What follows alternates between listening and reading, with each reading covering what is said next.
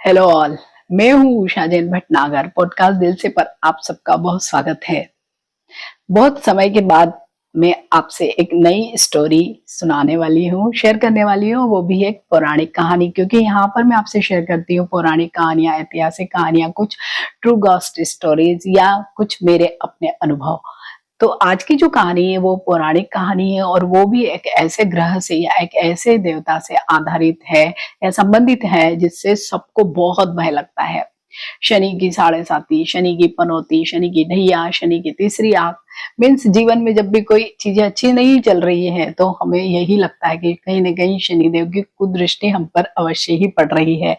तो क्यों शनिदेव की जो दशा होती है वो 19 वर्ष के लिए बड़े ही लंबे समय तक चलती है। और साथ ही शनिदेव की जब भी कोई दशा या शनिदेव की वजह से कोई भी जीवन में परेशानी आती है तो क्यों हर ज्योतिष आपको ये सलाह देता है कि आप भगवान शिव की उपासना करें, उन पर जल चढ़ाएं। मीन्स कहीं ना कहीं आप भगवान शिव को प्रसन्न करें। तो इस कहानी में यही मैं आपसे शेयर करने वाली हूँ कि क्यों शनिदेव इतने वर्षों तक लोगों को परेशान करते हो, और जब वो परेशान करते हैं तो उसका हल पाने के लिए हम भगवान शिव की आराधना क्यों करते हैं।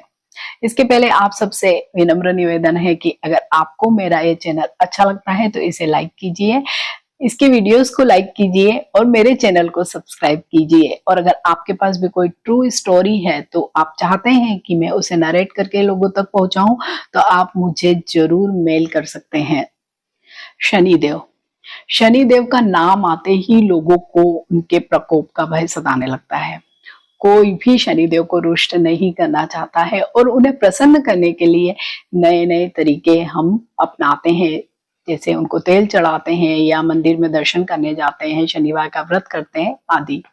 कहते हैं कि शनिदेव व्यक्ति को उसके कर्मों के आधार पर फल देते हैं क्योंकि वो न्याय और कर्म के कारक हैं। लेकिन उन्हें ये अधिकार कैसे प्राप्त हुआ? तो इसके पीछे की जो कहानी वो ये है कि भगवान शिव ने शनिदेव को पीपल के पेड़ से 19 वर्षों तक लटका कर रखा। लेकिन उन्होंने ऐसा क्यों किया? शनिदेव को इतनी लंबी सजा उन्होंने क्यों दी, यही इस कहानी में हम जानते हैं। तो पौराणिक कथा के अनुसार एक बार सूर्यदेव ने अपने सभी पुत्रों को उनकी योग्यता के अनुसार उन्हें अलग अलग लोक दिए, क्योंकि भगवान शनि भी सूर्य के ही पुत्र हैं। लेकिन शनिदेव अपनी शक्ति के अहंकार में चूर हो गए और उन्होंने अपनी ताकत का इस्तेमाल करते हुए बाकी लोगों पर भी अपना अधिकार जमा लिया। शनिदेव की इस हरकत से उनके पिता सूर्यदेव बहुत दुखी हुए और वो मदद मांगने भगवान शिव के पास पहुंचे। भगवान शिव ने सूर्यदेव की आराधना पर अपने गणों को शनिदेव से युद्ध करने के लिए भेजा। लेकिन शनिदेव ने सभी गणों को परास्त कर दिया। इसके बाद भगवान शंकर स्वयं शनिदेव से युद्ध करने आए। तो यहाँ शनिदेव ने भगवान शंकर पर ही अपनी मारक दृष्टि डाल दी। तो भगवान शंकर ने भी अपना तीसरा नेत्र खोलकर शनिदेव के अहंकार को तोड़ दिया। मतलब शनिदेव की जो तीसरी दृष्टि है वो बहुत खतरनाक है, उससे भगवान शंकर भी नहीं बच पाए। तो शनिदेव को सबक सिखाने के लिए ही भगवान शिव ने उन्हें 19 वर्षों तक पीपल के पेड़ से उल्टा लटका दिया। इन 19 वर्षों के दौरान शनिदेव भगवान शंकर की नित्य उपासना करते रहे। यही वजह है कि जो शनि की महादशा होती है वो 19 वर्षों की होती है। वहीं पुत्र की ये दशा सूर्यदेव से देखी नहीं गई और उन्होंने भगवान शिव से अपने पुत्र की गलतियों की माफी मांगी और भगवान शिव भोले हैं, हमेशा माफ कर देते हैं। तो जब सूर्य ने स्वयं अपने पुत्र के लिए जीवन दान मांगा तो भगवान शिव ने शनिदेव को मुक्त कर दिया और भगवान शिव ने शनिदेव को उनकी शक्तियों का प्रयोग न्याय संगत तरीके से करने का आशीर्वाद भी दिया।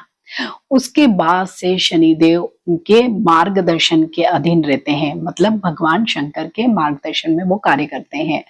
भगवान शिव ने शनिदेव को अपना शिष्य बनाकर उन्हें दंडाधिकारी नियुक्त किया, इसलिए वो न्याय के कारक बन गए। तो धार्मिक मान्यताओं के अनुसार शनि का कोई भी दोष लगता है तो उससे मुक्ति पाने के लिए भगवान शिव की ही पूजा की जाती है। क्योंकि शनिदेव ने केवल भगवान शिव के प्रति बहुत आदर और सम्मान रखते हुए बल्कि उनसे डरते हुए भी उनकी उपासना की थी। ऐसा माना जाता है कि भगवान शिव की पूजा से शनिदेव का क्रोध शांत हो जाता है और व्यक्ति को शनि से संबंधित जो भी दोष होते हैं उन सब से राहत मिलती है। तो अगर आपके जीवन में भी कभी भी कहीं भी शनि का कुछ न कुछ बुरा असर अगर आपको लगता है कि पड़ रहा है, तो आपको केवल एक ही काम करना है, भगवान शिव की शरण में चले जाना है। तो कैसी लगी आपको ये पौराणिक कहानी? अगर अच्छी लगी तो इसे लाइक कीजिए और मेरे इस चैनल को सब्सक्राइब कीजिए। तो मिलते हैं एक नई कहानी के साथ। नमस्कार।